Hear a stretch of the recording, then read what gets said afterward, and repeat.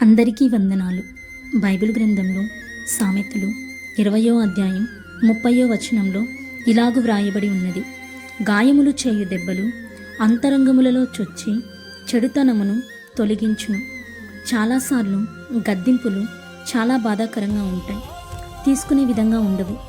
వాటిని మనం అంత త్వరగా అంగీకరించము. ఎవరైనా పెద్దలు కానీ మన స్నేహితులు కానీ గాయం కలిగించే విధంగా మనల్ని శిక్షిస్తే, మనకి ఏమైనా హెచ్చరికలు ఇస్తే వాటికి మనం చాలా బాధపడిపోతాం. కానీ గాయం చేసే దెబ్బలు అంతరంగంలో చొచ్చి చెడుతనం అంతటిని కూడా తీసివేస్తాయి. అంటే మనల్ని ఎవరైనా సరిచేస్తున్నప్పుడు దానిని తీసుకునే మంచి మనసు కలిగి ఉండాలి. వాటిని తిరస్కరించకూడదు. మనం ఎవరము కూడా అనుభవ జ్ఞానులం కాదు, పరిపూర్ణులము కాదు. మనం ఎప్పటికప్పుడు ఏ రోజుకు ఆ రోజు సరిచేసుకుంటూ బ్రతకవలసిన వారమే.